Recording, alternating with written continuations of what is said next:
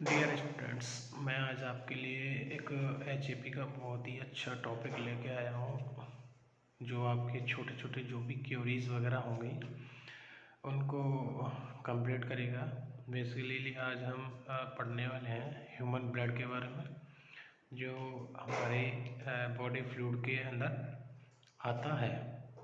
This is a very important of the our bodies because like is sometimes called a connective tissue.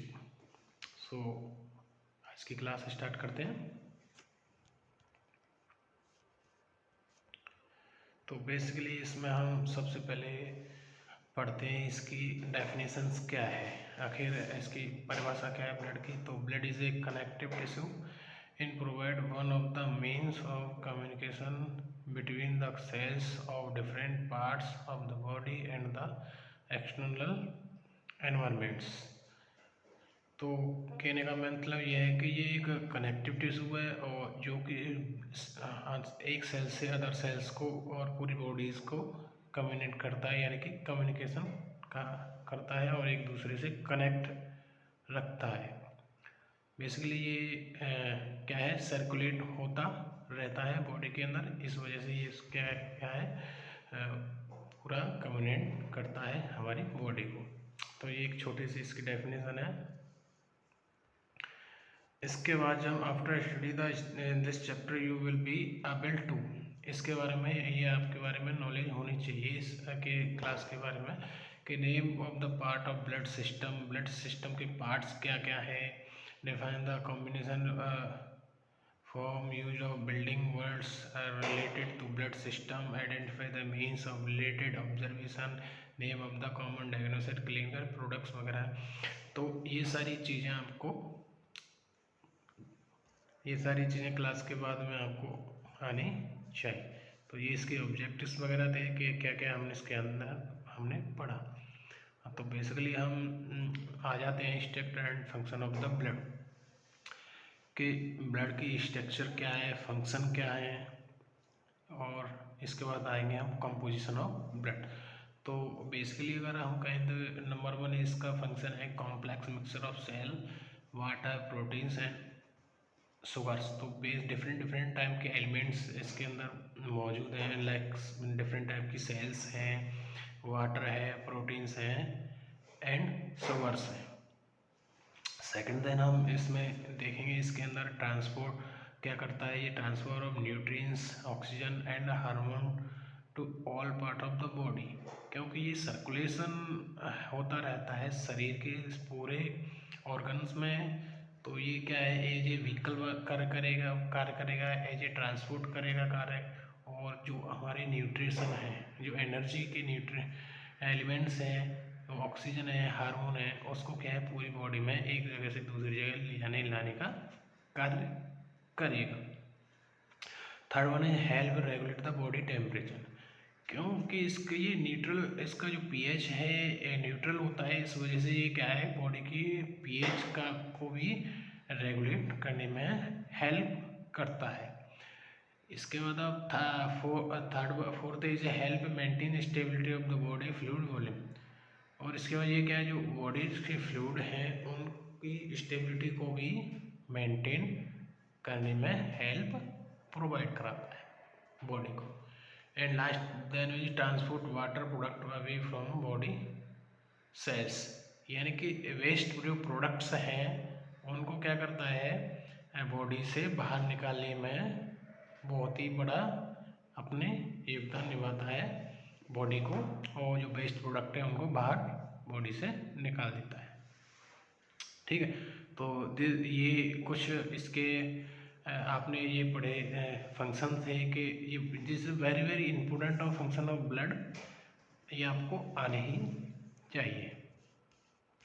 इसके बाद हम next दिन आते हैं, तो नेक्स्ट दिन हम पढ़े without blood human life is impossible. अगर बॉडी के अंदर ब्लड नहीं है तो इसके बिना जो शरीर है लिव नहीं हो सकता। इस अगर ब्लड नहीं है तो क्या है, नॉन लिविंग कहा जाएगा, is a dead body. Okay, इसके बाद हम ब्लड की कंपोजिशन पढ़ते हैं कि what is the composition of blood, यानी कि किस किस एलिमेंट से या किस किस सेल से, डिफरेंट डिफरेंट टाइप की सेल से किस किस से ये मिलकर बना है। तो इसके दो पोर्शन है, नंबर 1 फ्लूइड पोर्शन है, नंबर 2 सेल्यूलर पोर्शन है। इसके बाद फ्लूइड जो पोर्शन है उसमें आपका प्लाज्मा कंस्टेटिंग है, प्लाज्मा आ जाता है फ्लूइड पोर्शन के टाइम। उसमें डिफरेंट डिफरेंट टाइप के एलिमेंट्स हैं, लाइक वाटर है, प्रोटीन्स हैं, डिफरेंट टाइप के साल्ट्स हैं, न्यूट्रिएंट्स हैं, विटामिन्स हैं, डिफरेंट टाइप की विटामिन्स आ जाती हैं आपकी इसमें, वाटर सॉल्युबल वगैरह जो भी विटामिन्स वगैरह है। आपके डिफरेंट टाइप के हार्मोन्स आ जाते हैं जो कि हमारी बॉडी के लिए very very important role play करते हैं। तो ये कुछ सम टाइप ऑफ एलिमेंट्स थे which are include in the fluid portion in plasma, ठीक है, जो क्या टू मेक ए प्लाज्मा, क्या बनाते हैं, प्लाज्मा बनाते हैं। इसके बाद सेकंड आपका पोर्शन है आपका सेल्यूलर पोर्शन। सेल्यूलर मीन्स जिसके अंदर वो पोर्शन जिसके अंदर सेल प्रेजेंट है, because our body are contain very million type of cells and cell is like a smallest structural and functional unit of the body, यानी कि सेल एक सबसे छोटी इकाई है। तो ये डिफरेंट डिफरेंट टाइप की सेल्स इसके अंदर पाई जाती हैं। इसके अंदर हम कहें तो रेड ब्लड सेल्स हैं जिनका नाम हम एरिथ्रोसाइट्स कहते हैं। नेक्स्ट वन इज हम कहें कि white blood cells, short norm में WBC, और WBC also called as leucocytes. तो WBC को हम क्या कहेंगे, मेनली ल्यूकोसाइट्स कहेंगे। Next one is platelets. Platelets are very important role play in the blood because it is a role of coagulate the bloods।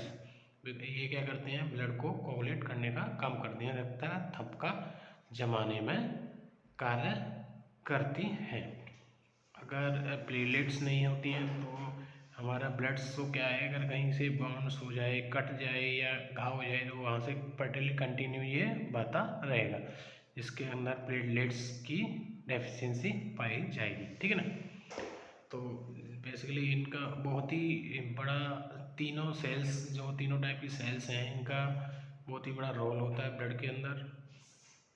Next one हम अब सबसे अच्छी और सबसे इम्पोर्टेंट ज़रूरी बात है कि if some portion of blood cells were removed from plasma the remaining fluid called serum. अगर हम कुछ पार्ट्स के प्लाज्मा टाइप को अलग करते हैं तो जो रिमेनिंग पार्ट बचता है ब्लड का उसको हम क्या कहते हैं, सीरम।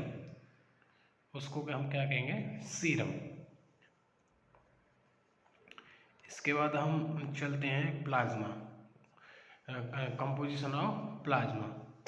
तो एंड कहें कि what is the content of plasma. तो clear liquid made up of 92% of water and 8% of inorganic biochemicals. Means कहने का मतलब ये है कि 92% इसके अंदर प्लाज्मा के अंदर वाटर होगा और 8% आपके ऑर्गेनिक और इनऑर्गेनिक सब्सटेंस होंगे।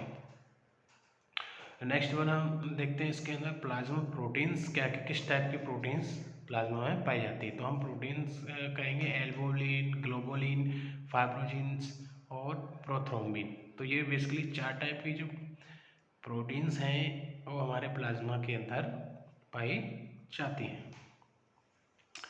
तो this is very important. And ये हमारा प्लाज्मा था, उसका कंटेंट्स हो गया कि प्लाज्मा में किस टाइप की प्रोटीन्स होती हैं। इसके बाद हम पढ़ते हैं स्ट्रक्चर और function of RBC। RBC it is also called erythrocyte, जो कि मैंने पहले आपको बताया है। सेकेंड है produce the bone marrow is response to erythropoietin. Second then ये क्या है, बोन मैरो से प्रोड्यूस होती हैं या बनती हैं और इसका रेस्पॉन्सिबल किस पे होता है, एरिथ्रोपोइटिन पे। एरिथ्रोपोइटिन इसका रिस्पॉन्सिबल रखता है ब्लड बोन मैरो का में से रेड बीसी का बनना। नेक्स्ट वन इज क्या कहना है, mature red blood cells have no clear and appear biconcave. तो जो मेच्योर आरबीसी हैं जिनका टाइम पीरियड कंप्लीट हो जाता है, जो उसमें क्या है न्यूक्लियस नहीं होता है। और next one is haemoglobin. Haemoglobin is protein is red blood cells that is essential to the transport of oxygen. Haemoglobin क्या है, एक हीमोग्लोबिन जो क्या है एक प्रोटीन है जो कि हमारे आरबीसी के अंदर पाई जाती है, जो क्या करती है ऑक्सीजन का ट्रांसपोर्ट करती है, यानी कि ऑक्सीजन को ले जाने लाने का कार्य करती है। तो it is basically some type function of RBC. And last one is red blood cells live about 120 days, यानी कि लाइफ स्पेन की बात करें हम तो आरबीसी का जो लाइफ स्पेन है वो हमारा 120 डे का रहता है। After 120 days red RBC is destroyed and new RBC formation continue by the help of bone marrow. कहें तो क्या 120 दिन बाद आरबीसी डिस्ट्रॉय हो जाती है, इसके बाद क्या है नई आरबीसी बनना चालू रहता है, कंटिन्यू ये आरबीसी बनती रहती हैं। और ओल्ड आरबीसी क्या 120 दिन बाद ख़त्म या डिस्ट्रॉय होती जाती हैं। इसके बाद हम हीमोग्लोबिन अगर कहें तो ब्लड के अंदर हीमोग्लोबिन है जो हमारा बेसिकली इसको डिवाइड करता हूँ हीम एंड ग्लोबिन। ग्लोबिन क्या है आपका प्रोटीन पार्ट है और हीम क्या है आपका आयरन वाला पार्ट। तो आयरन और प्रोटीन मिलके क्या बना देते हैं हीमोग्लोबिन। बेसिकली हीमोग्लोबिन का कार्य क्या है, it is provide the RBC colour of rid of RBC को या ब्लड का रेड कलर करने में इसका बहुत ही बड़ा इम्पोर्टेंट रोल होता है। बेसिकली हम इसके काउंट की बात करें कि एक नॉर्मल ह्यूमन में इसकी क्वांटिटी कितनी होती है आरबीसी की, तो हम कहें 4.6 to 4.4 क्यूबिक मिलीमीटर इसकी इतनी क्या होती है क्वांटिटी होती है इन मेल्स में। एंड अगर फीमेल की बात करें तो फीमेल में ये हमारी 4.2 to 5.4 यानी कि मेल से थोड़ा सा परसेंटेज कम रहता है इनमें, बाकी का बस थोड़ा सा ही परसेंटेज कम है। इसके बाद नेक्स्ट सेल सेकंड सेल की बात करते हैं हम। इसकी नेक्स्ट सेल है WBC। बेसिकली इसका नाम मैंने आपको बताया था कि WBC is also known as a leucocytes. And अगर फंक्शन की बात है, function to destroy foreign substance, यानी कि इनका कार्य की बात करूं तो मैं जो WBC है जो फॉर्जन पार्टिकल्स होते हैं या फॉर्जन सबस्टेंस है उनको डिस्ट्रॉय करने में काम आती है। Mainly is a 2 types. Composition की बात करता हूं तो इसके 2 टाइप का कंपोजिशन है, ग्रेनुलोसाइट्स है, एग्रेनुलोसाइट्स है। तो ग्रेनुलोसाइट्स जो है उसमें न्यूट्रोफिल्स, एसिनोफिल्स और बेसोफिल्स टाइप की सेल क्या पाई जाती हैं। नेक्स्ट वन अगर मैं बात करूं तो एक ग्रेनुलोसाइट्स है, उसके अंदर मोनोसाइट्स हैं, लिम्फोसाइट्स हैं और ETC, ये बेसिकली इसमें सेल्स पाई जाती हैं। बेसिकली इसको अगर मैं कहूँ तो इसको क्या कहेंगे हम defence system of the body. हम WBC को defence system of the body भी कह सकते हैं, क्योंकि जिससे क्या है इसका कार्य क्या है, जो मैक्रो ऑर्गेनिज्म वगैरह वगैरह इनको क्या है उनको किल करने में डिस्ट्रॉय करने में इसका बहुत ही बड़ा रोल है। And last cell are like platelets. It also thrombocytes. Thrombocytes means it's a very important role to the clot the blood को क्लोट करने में इसका बहुत ही बड़ा इम्पोर्टेंट रोल होता है। अगर ये नहीं है तो हम समझो कि ब्लड के अंदर क्लोट नहीं होगा, और क्लोट नहीं होगा तो हमारे अंदर एक जीरोपथैलेमिया नाम की जो डिजीज़ है वो हो जाएगी, जो जिससे क्या है कंटिन्यू क्या है हमारा ब्लड बहता रहेगा, कहीं कट जाए तो और बेहतर रहेगा, तो हमारी जो बॉडी के अंदर ब्लड की डेफिशिएंसी हो जाएगी और हमारी डेथ हो सकती है। तो बेसिकली ये this are very important. And last ये कंपोजिशन हो गया हमारा, ब्लड का कंपोजिशन हो गया, ब्लड और फंक्शन हो गई, ब्लड के डिफरेंट टाइप की सेल्स हो गई, प्लाज्मा हो गया कि प्लाज्मा में क्या है, सेल्स के अंदर क्या क्या होता है, सेल्स का क्या क्या है, डब्ल्यूबीसी का बेसिकली क्या कार्य है। डब्ल्यूबीसी को हम डिफेंस सिस्टम कह सकते हैं क्योंकि उसमें lymphocyte, monocyte, eosinophils, basophils type की सेल्स पाई जाती हैं और वो क्या करते हैं, डिस्ट्रॉय ओरिजिनल पार्टिकल। ओरिजिनल जो पार्टिकल्स होते हैं इनको क्या है, डिस्ट्रॉय करने का कार्य करती हैं बेसिकली। लास्ट पर मैं बात करता हूँ कि टाइप ऑफ ब्लड कितने टाइप के होते हैं। बेसिकली ये 4 human blood type of organ exist है। Individual needing a blood transfusion must be karyotype. Blood type is based on the presence of antigens and antibiotics. जो हमारा ब्लड ग्रुप है वो डिवाइड होता है एंटीजेंस के ऊपर। तो ये बहुत ही बड़ा रोल इम्पोर्टेंट है क्योंकि जिस टाइप का जो ब्लड है वो उसी टाइप के ब्लड को हम उसको डोनेट कर सकते हैं और उसे एक्सेप्ट कर सकते हैं, यानी कि दे सकते हैं और ले सकते हैं। तो ये बहुत ही बड़ा रोल प्ले करते हैं टाइप ऑफ ब्लड। ये basically it is a may be 4 type of blood, A B and O. तो ये एक RH फैक्टर होता है, उसके अकॉर्डिंग ये क्या है, डिवाइडेशन होता है इनका बी और ओ, जिसमें ए एक ग्लूटीन टाइप का फैक्टर होता है, बी में बी टाइप का होता है और ए बी में दोनों ए और बी होते हैं और ओ में कोई टाइप का फैक्टर नहीं होता है। तो basically people with O blood can donate to all other type and are called universal donor. O में किसी प्रकार का फैक्टर नहीं होता है, इस वजह से ये क्या है, सभी को ब्लड डोनेट, सभी टाइप के ब्लड ग्रुप को डोनेट कर सकता है।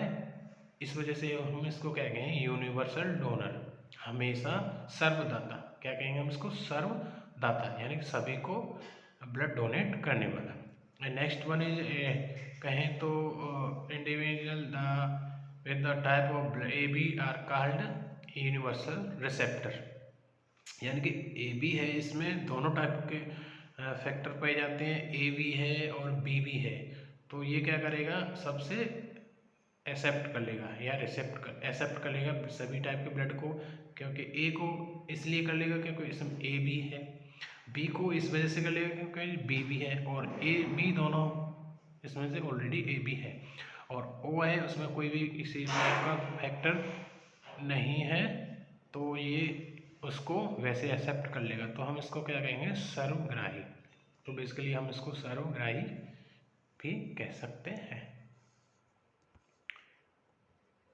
इसके बाद हम जानते हैं RH फैक्टर क्या होता है। It addition to the blood type there is a positive और negative elements found in the blood. तो जैसे मैंने ऊपर बताया अभी आपको कि जो एक RH फैक्टर होता है वो डिनोट करते हैं कि जिसके अंदर RH फैक्टर है वो पॉजिटिव है, जिसके अंदर RH फैक्टर नहीं है वो एक नेगेटिव है। तो RH position blood contain an a antigens first identify the न्यूमस मोकेस। तो अगर जिसके अंदर RH है उसके अंदर एंटीजन है, और जिसके ब्लड ग्रुप के अंदर RH नहीं है उसके अंदर एंटीजन, मतलब ओ एक ऐसा ग्रुप है, ओ ब्लड ग्रुप एक ऐसा है और जिसके अंदर एंटीजन नहीं होता है, तो वो किसी भी को ब्लड को डोनेट कर सकता है, ठीक है ना। तो दिस इज ब्लड, जो छोटा सा आपका पोर्शन था ब्लड ग्रुप का, ब्लड कंपोजिशन का, और टाइप ऑफ ब्लड का, फंक्शन ऑफ ब्लड थे, ये आपके कंप्लीट हो गए हैं।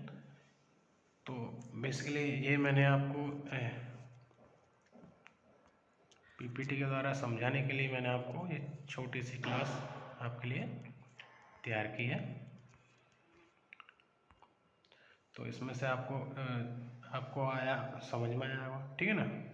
तो इसके साथ थैंक यू।